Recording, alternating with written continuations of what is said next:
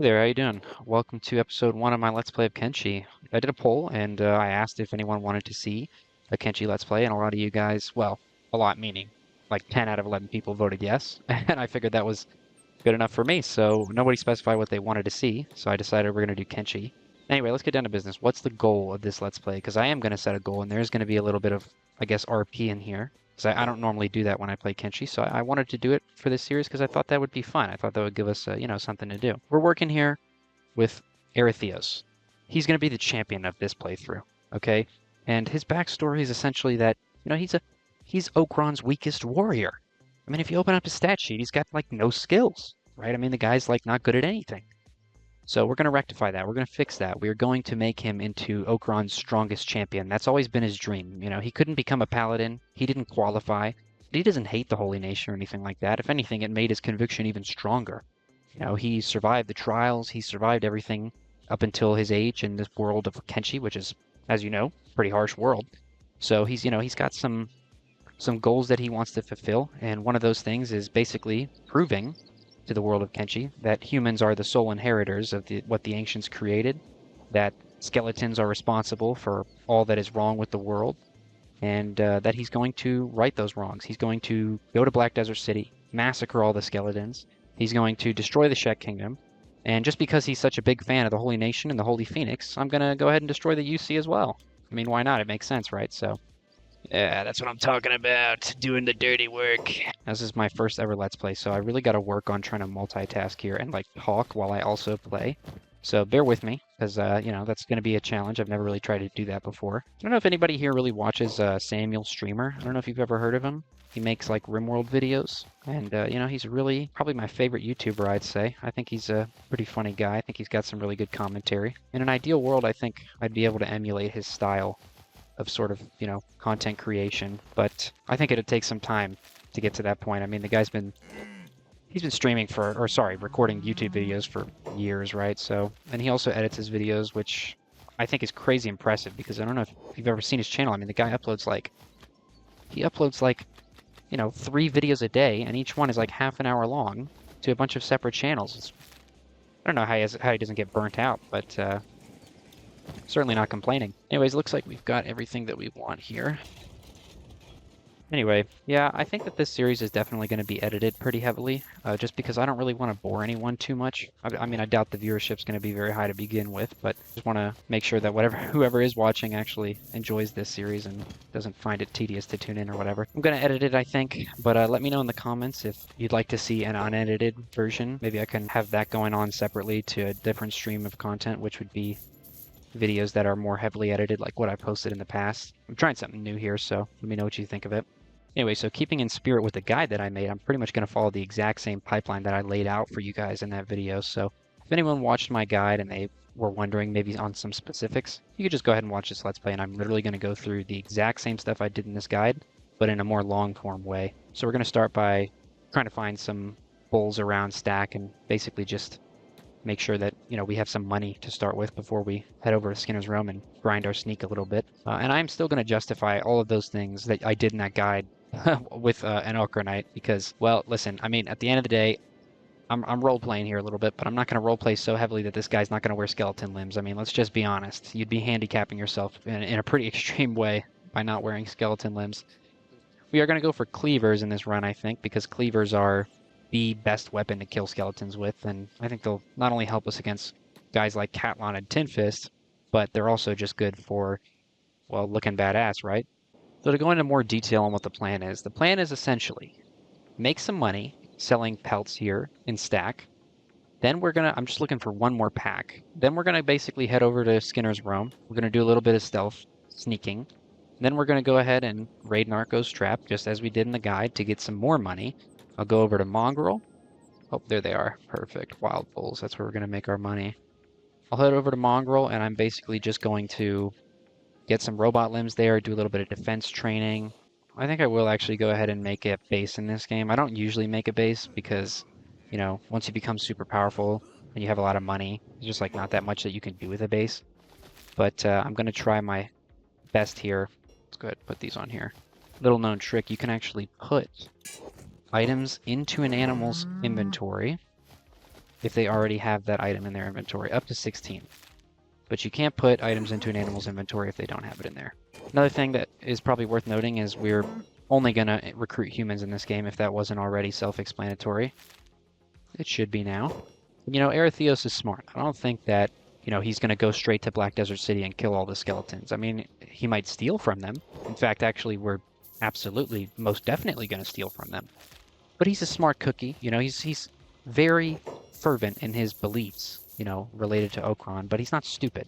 You know, he knows that he can't just waltz into Black Desert City and kill all the skeletons. And even if he did, it would actually leave him worse off than if he just, you know, had some restraint and didn't do that, right? Because by killing all the skeletons, what he would effectively do is give himself no way, you know, to get premium weapons because, well, you know, the skeletons, they've been around thousands of years. Erytheos knows. Even if he doesn't actually have concrete proof, he knows in his heart of hearts that, you know, the skeletons are responsible for killing a lot of humanity and causing this, you know, this situation that we have around us, this calamity that basically led to the world of Kenshi being effectively destroyed. He knows that, so he's going to kill them ultimately, but first he's got to use their own technology and their own weapons against them. So he's going to go ahead and buy an Edgewalker weapon from them. He doesn't have poor ancient technology. That's maybe one thing that he disagrees with the Holy Nation about, is ancient technology. It's not necessarily bad. It's definitely bad in the wrong hands. But of course, Erytheos is not the wrong hands, right? He's the right hands. Okay, so we got some bad luck here. It looks like these guys don't actually have anything that we need in terms of like the large backpack. So that's a little bit of a shame, but it's not the end of the world. So we're just going to go ahead and buy like this sleeping bag, and we'll have to go over to we'll probably have to go over to Squin, which is a real shame to spend time around those nasty, disgusting Shek. But I suppose we don't really have an option. We need a big bag. I mean, we got to get it from somewhere. I think most of these videos are also going to be probably something like half an hour long, or actually maybe even shorter. I mean, it really just depends. So let me know in the comments like what you want to see in regards to video length, because I mean, I could probably go up to half an hour, but I wouldn't go any longer than that. I'm also definitely going to take my time a little bit more. I'm not going to rush through everything, you know, like I did in the guide. I mean, I got that whole video done basically in one day, at least the recording portion of it, not the editing portion. But in this video, I'm definitely going to take my time a little bit more, you know, roleplay, get into it a little bit more, and just not really burn myself out, because I won't lie, recording that was really exhausting just because it was basically building up a character. I mean, that is the quickest way to do it, but you're still building up a character just to not even really use them, you know? So hopefully this time I'm going to enjoy building him up a little bit more and actually get some use out of him once he's, you know, made into a monster, once he's made into Okran's strongest warrior. Oh, look at that. We just wandered by a dust bandit camp and these guys didn't even see us. What kind of luck is that? Either they didn't see us or they did and they just didn't care, which would be a first. I wonder if dust bandits don't care about Greenlanders.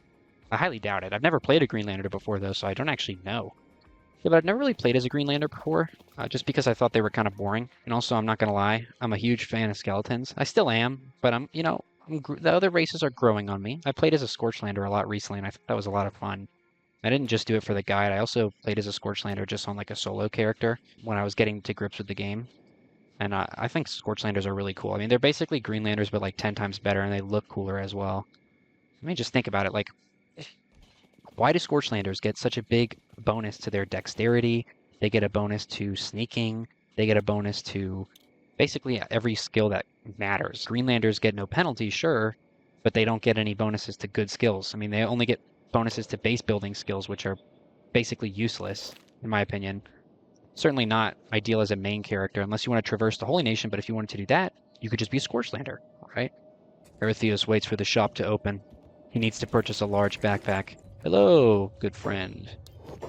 Ethel, thank God I'm giving a human business here and not one of those foul, disgusting, I don't even know what you'd call them, otherworldly creatures. I don't even know.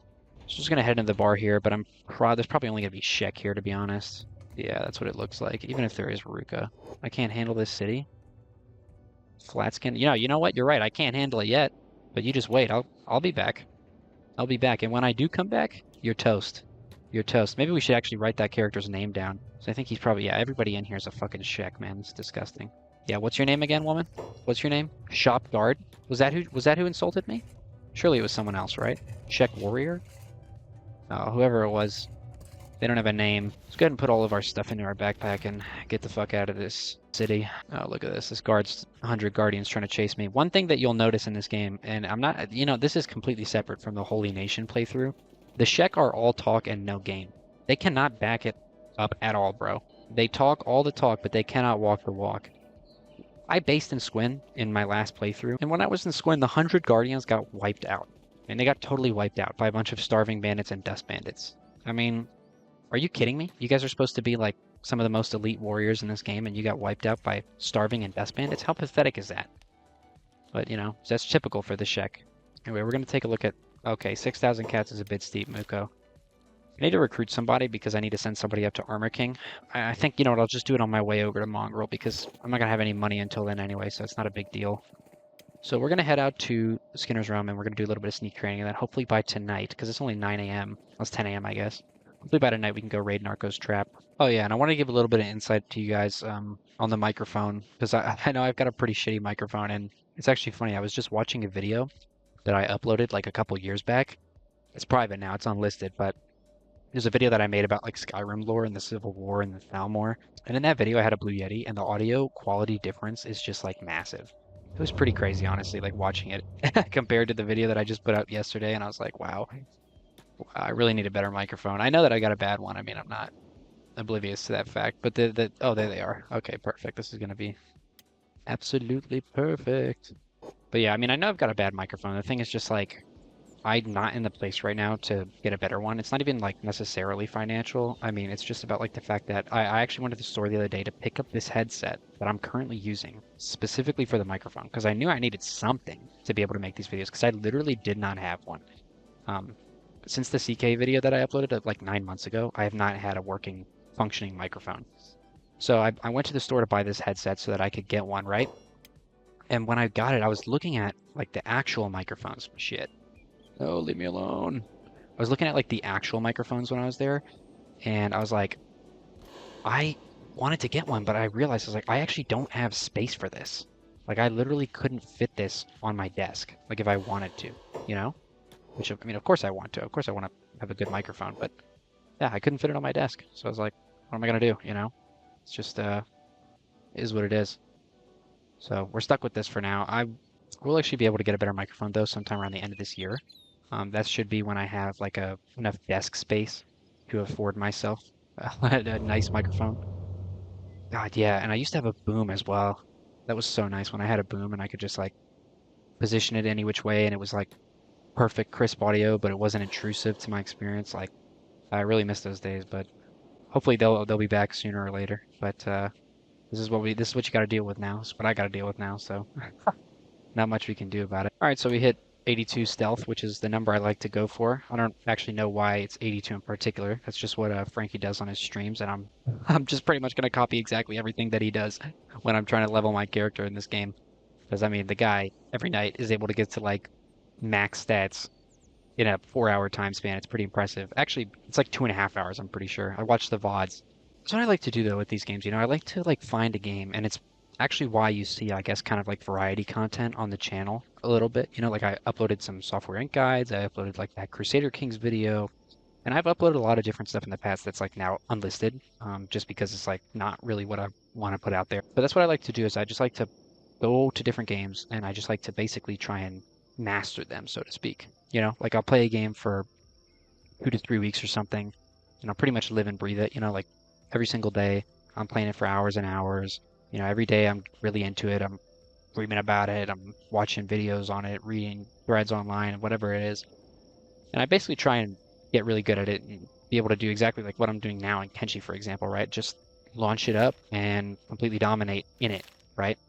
But there's like one downside to that, which is that I think it makes it really difficult to watch.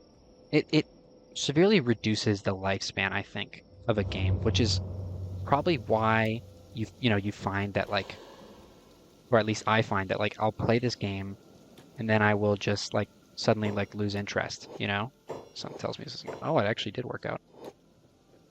I'll just wake up one morning and I'll just like find that I'm not really into the game anymore, you know? And I think it comes from a place of just having like, when you have mastered a game, at least for me, it's like, what do I do now? And that's kind of like what this playthrough is. It's kind of like an attempt to give myself like another goal in Kenshi, like give myself something to do, maybe share it with some people, talk to more people about it. But I mean, in the last game, like for example, of my real character, I mean, I killed Estada, like I killed the Holy Phoenix, I killed Tengu. I went through the entirety of the UC and killed every single noble and slave master.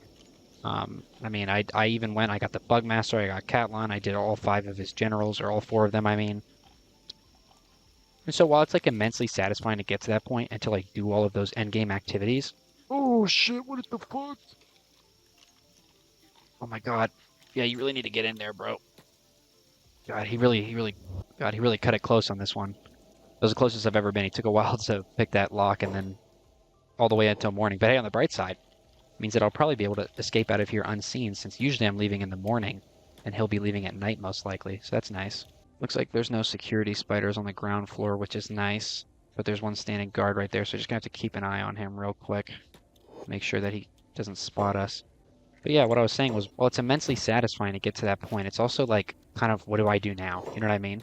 So I guess that's what, like, kind of what this playthrough is. It's kind of like giving myself another goal, something else that I can kind of pursue, and maybe sharing it with people, which is nice. Okay, you don't. I wouldn't pick up the armor plating. I used to do that, and that was a mistake because it's just not, for how much it weighs, it's not really like worth it.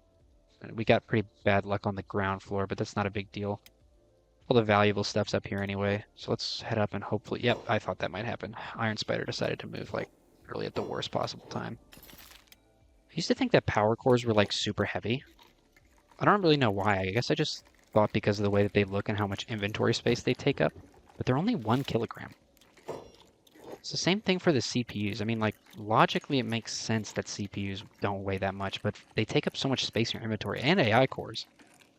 But all of them are actually really light. I guess that's the wonders of what actually reading will do for you, I guess. Like I just never read things.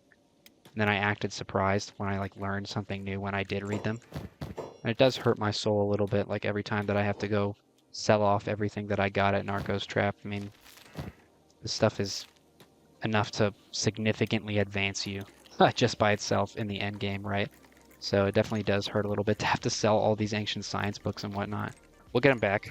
We'll buy them all back. We just need a little bit of starter funds, a little bit of starting capital to acquire some nice shiny limbs and a good weapon. This is a really, really good haul. Oh my god. Now I'm just wishing that I had like a trader's backpack or something. Oh, if I brought a trader's backpack, I could have stacked all these power cores and CPUs. That would have been really nice. I mean, we can always come back, I guess. Like, just make a mental note. There's a lot more good loot here at Narcos Trap. Alright, so I guess we got everything, so it's time to get the fuck out of here. But we're not running very fast at all, so that's a bit of a shame. I think we're gonna have to wait until this, like, Iron Spider comes up and then... Oh shit, he found me! Oh, leave me alone, leave me alone, leave me alone. Are they actually faster than me as well? Oh, they are, like, pretty fucking fast. Okay, well, we might be able to... If we're lucky, we get... Oh, fuck. So we're gonna have to do what I usually do, which is be greedy as shit and just R spam this guy so that he can't hit us until we get to the river. I know I'm not like running as fast as I should be. If you take like less and you're a little bit less greedy than I am, then this part usually goes more smoothly. But I like money, what can I say? I like money. And this guy, we're just gonna have to pretend that he's gonna have to pretend that he never saw us when we eventually become the Holy Phoenix best friend. Looks like he actually left us alone. So we're not even gonna have to go in the water, which is perfect. So we're not even like wanted or anything. He totally just decided to go back on his own. See, that's Okran's will right there. That's what being a true Okranite will get you. Divine intervention. Time to head to Blister Hill. We're gonna pick up a companion, sell off our stuff, get some swag drip. Maybe, I don't know, we'll see. How expensive is it? And basically just prepare ourselves mentally and physically before we head off to Mongrel. I didn't do any strength training at all. Should have carried some heavy water out to Skinner's Realm, but I just totally forgot about it, to be honest with you. Like I said, it's chill, don't even worry about it. Oh yeah, funny story actually.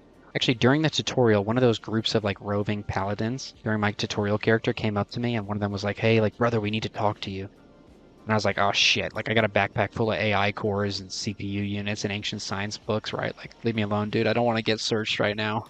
And he just came up to me and he's like, I think he asked me like a question. I can't remember what it was, honestly. I really should. He just asked me like a simple question, like if I was an Okranite or, if I was doing all right or something like that. And I was like, yes, brother. Like, I was like, Okran's blessings, you know. And then he's like, there will be no starvation or illness in these lands. Here, he's like, take these ration packs. I was like, oh shit, don't mind if I do, man. And so we're just gonna go ahead and drop all of our illegal no goodies out here. Hello. Yeah, love and devotion. That's what it was. He's not gonna search me for some reason, so hey, I'm not gonna complain. We're gonna head on in. Don't search me. Don't search me. And I guess we're just gonna have to take refuge in a bar for the night. I wonder if you can sleep in these temples. I've never actually been into a temple. It doesn't look like it. I also wonder what they have in their chest back there, to be honest. It would be really cool if in Holy Nation territory you could sleep at these temples. That would honestly make the Holy Nation like so much better. Because they're basically giving like free shelter and a place to rest your head for the homeless, which is, you know, better than the UC's doing, that's for sure. Shek Kingdom's definitely not doing that, although I guess all the Shek probably die in battle before they get the chance to be homeless anyway, so. Yeah, you know, on the topic of like how bad the Holy Nation is, because I know like a lot of people talk about that in the lore community, like that's a point of contention, I guess. It's like people arguing over like, oh, what faction is best for humanity? Like, what faction is the least objectively depraved? Because, you know, we can't argue that none of them are morally depraved in Kenshi. I mean, that's just not the case. I guess it's really just all about perspective. Because, I mean, if you're like a human man, then the Holy Nation's really not that bad at all. It's actually probably the best existence that anyone in this world could ask for, aside from maybe a Hiver. But even Hivers, I mean, Hivers are kind of just like at the whim of their queen. Like if she wants to kill them, if she wants to just have them fight a battle for her to get rid of a bandit camp and doesn't care if they die in the process, like what are they going to do about it, right? But I guess the trade-off is like they get a feeling of inclusion, right? They get like a sense of security and belonging. There's a little fight going on out here. Who are they fighting? Oh, river raptors. I fucking hate river raptors. I had to deal with like a lot of swamp raptors when I based on the border between Shem and the swamp. God, it was a real fucking nightmare. They just kept like eating up all my crops and shit, and they'd break down my gates. I only had like one combat capable character, kind of like this guy, but I hadn't learned the lesson of how powerful turrets are. So he just kept going out. He's, you know, he's the only guy who could get shit done. And every time I'd come back, everybody would be fucking dead because they all died. Because, you know, river raptors came through and just obliterated everything. All right, everybody here is like too broke to afford my shit. That's what I noticed as well being in Holy Nation territory. Is like, it's ironic because it's actually probably the nicest place in the game. I never, you know, I told you earlier in the episode, I mean, I always play as like a skeleton character, so I never really come through Holy Nation territory. You know, normally in most of my playthroughs, you know, I main like a skeleton character. I like to play skeletons, and this is the Holy Nation. They'll whoop your fucking ass if you're a skeleton, unless you can whoop theirs. But I came through here not just on the tutorial character, but also on like another one that I played before that, and I just found like they're actually super chill if you're a human, and I was like, oh, you know what, like there's not really any other faction in the entire game that's just nice to you. And I think having people in video games be nice to you goes like a really long way. I mean, think about it, like I've always held the position that Serana from Skyrim, if you guys have ever played Skyrim, you know who Serana is. I mean, you probably have, right? Also, I'm just buying these for the drip. No other reason, really, just for the drip. I love cloth pants. But anyway, I've always held the position that like Serana from Skyrim, people just like her because she's nice to you and she has a little bit of personality, and that's pretty much it. Oh, look, there's a scrub here who we're going to be able to recruit. Gills. I'll just leave him. We'll give him a different pose. Just give him something like this. Maybe not that. This is like the Okranite pose, isn't it? Maybe like fix that posture, my guy. I guess it's your neck position. I don't know. You gotta have a straight neck if you want to serve in this cabal. Yeah, that's the fucking paladin pose. I think we have to put that on Erytheos. I think we gotta get the paladin pose on our guy. Snake Gills off. He's gonna go to the Armor King. He's gonna get us some nice, expensive armor. And I'm just now noticing there's actually no shinobi thieves in this city in Blister Hill. It's interesting how, like, the Holy Nation is probably one of the nicest places to live, but also the merchants don't have a lot of money in Blister Hill. It's a fascinating city. There's no money in most of the merchants. There's 3 bars, which is really nice. It's actually a really nice city shop-wise. I mean, like, you've got the mechanical shop, you've got 3 bars for different recruits, you've got apparel, you've got weapons, armor, a lot of different options for shopping here. Travel gear, right? A bakery. But nobody's got a lot of money, but also the city's really nice and there's no poverty. I've always thought that was interesting. Like, okay, so the UC is supposedly a wealthier city, right? And I note, by the way, like that there's no thieves because I actually wanted to go to the plastic surgeon and get my guy that paladin position. We are going to do that. We're going to do that before we leave if we can find a plastic surgeon in one of these bars. Unfortunately, we couldn't find a plastic surgeon, but that's fine. We'll just join the shinobi thieves in Mongrel and we'll get our paladin position there. I should have thought of that when I made the character, honestly. Also didn't really get to sell off all of our stuff, but that's all right. Once again, we'll just go do that in Mongrel. All right, we're just going to have to run to Mongrel a little bit slower than I would have liked to. We're a little bit weighed down, but that's all right. No big deal. I think I'm going to end the episode here, so just let me know if you enjoyed that. Let me know if you guys want to see more. I'm probably going to make a second episode just for my enjoyment, if nothing else, but any input is much appreciated. In the next episode, our champion, Erytheos, is going to go to Mongrel, and he's going to do some pretty badass shit there. So yeah,